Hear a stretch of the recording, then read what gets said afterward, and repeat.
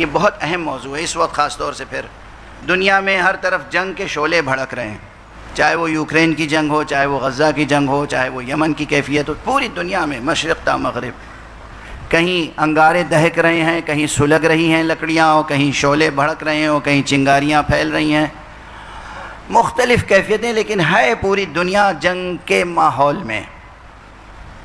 اور پھر کتنی جانیں جا رہی ہیں، انسانی جانیں۔ اور دوسری طرف آپ یہ دیکھیے کہ پیغمبر اسلام، پیغمبر رحمت صلی اللہ علیہ وآلہ وسلم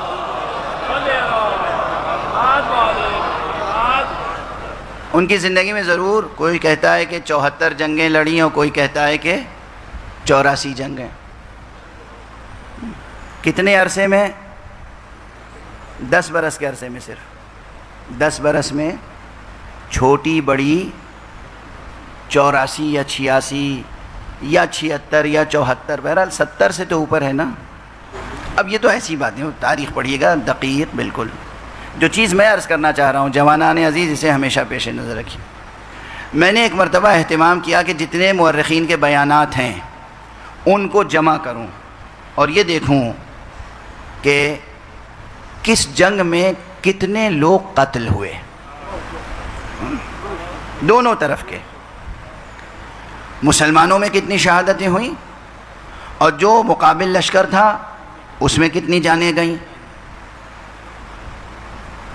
تاریخیں اٹھائیے، اور مختلف اقوال ہیں، کہیں اختلافات بہت ہیں، سب اختلافات کو بھی جمع کیا میں نے کہ کل کتنی جنگیں ہوئیں اور اس میں کتنی جانیں گئیں۔ آپ سوچ سکتے ہیں، سب سے پہلے تو یہی 86 جنگیں، 87 جنگیں، 84 جنگیں، اور اس میں دو طرح کی ہیں، کچھ ہے غزوات اور کچھ ہے سرایا۔ سرایا سریہ کی جمع ہے۔ سریہ کہتے تھے اس جنگ کو جو حضور چند اصحاب کو جمع کر کے پرچم دے کے بھیج دیتے تھے کہ جاؤ تم یہ مہم سر کر کے آؤ، خود تشریف نہیں لے جاتے تھے، اسے کہتے تھے سریہ، اس کی جمع ہے سرایا۔ اور جس میں خود شریک ہوتے تھے اسے کہتے تھے غزوہ۔ غزوات اور سرایا ملا کر ایک ایک میں نے شمار کیا کہ کہاں کہاں خونریزی ہوئی۔ حیرت ہوگی آپ کو، کہاں 84 یا 86 یا 87 اتنی بڑی تعداد۔ جب دیکھا کہ خون ریزی کتنوں میں ہوئی، یعنی واقعاً تلواروں سے تلواریں کہاں ٹکرائیں، گلے کہاں کٹے، جانیں کہاں گئیں، تو معلوم ہوا کہ صرف 9 جنگیں ہیں جن میں خون ریزی ہوئی ہے۔ کہاں 86 87، کہاں 9 جنگیں ہیں جن میں صحیح لحاظ سے تاریخ کا تجزیہ کیا جائے تو اس میں خون ریزی کی نوبت آئی۔ اب سمجھیے کہ پیغمبر کا اسلوب حرب و ضرب کیا تھا۔ یعنی آپ سوچ سکتے ہیں کہ جنگ ہو اور خون ریزی نہ ہو، جنگ ہو اور جانیں تلف نہ ہو، اسی لیے پیغمبر نے ایک مقام پر فرمایا کہ اللہ سبحانہ و تعالی نے میری تائید فرمائی ہے صرف رعب سے۔ یعنی بہت سی جنگوں میں صرف یہ ہوتا تھا محمد آ رہے ہیں، دشمن اپنی شکست تسلیم کر لیتا تھا۔ صلی اللہ علیہ وآلہ وسلم۔ حضور تو حضور تھے، پیغمبر تو پیغمبر تھے، رحمت عالم تھے۔ یہ شان پیغمبر کے علاوہ بھی تاریخ میں ایک شخصیت میں ملتی ہے۔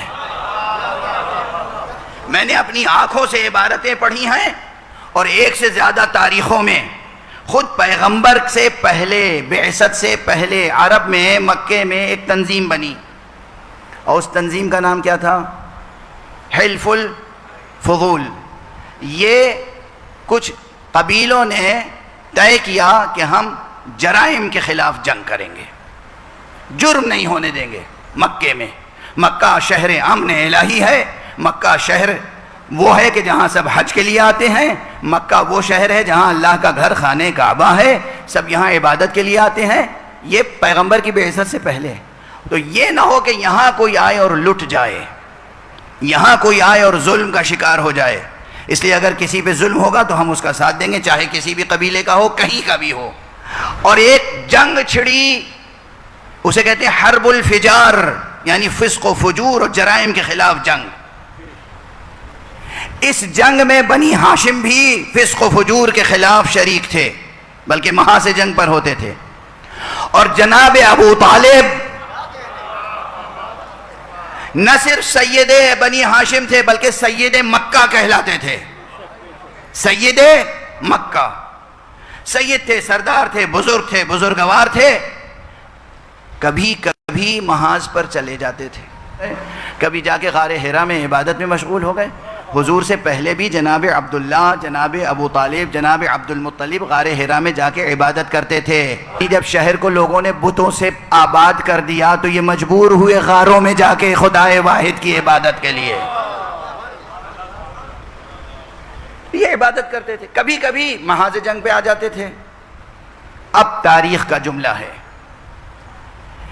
کہ لوگ آئے، سپاہی لڑنے والے فوجی جناب ابو طالب کے پاس آئے اور گزارش کیا کی، آپ بس محاذ پر آ جایا کیجئے، یہ نہیں کہہ رہے آپ جنگ کیجئے، آپ آگے رہیے، دشمن سے قریب ترین نقطے پر رہیے، آپ بس تشریف لے آیا کریں، اس لیے کہ یہ ہمارا تجربہ ہے، آپ جب رہتے ہیں تو ہمیں فتح حاصل ہو جاتی۔ کیا مبارک ذات تھی ابو طالب کی ذات، کیا بزرگوار ذات تھی ابو طالب کی ذات، کیا پر ہیبت اور پر رعب ذات تھی ابو طالب کی ذات۔ گویا ابو طالب کی ذات تنہا ایک لشکر تھی، اور تبھی تو پورا مکہ ایک طرف اور سرکار رسالت مآب کی حفاظت کے لیے ایک ابو طالب ایک طرف۔ ان چیزوں پہ کوئی سوچے تو صحیح۔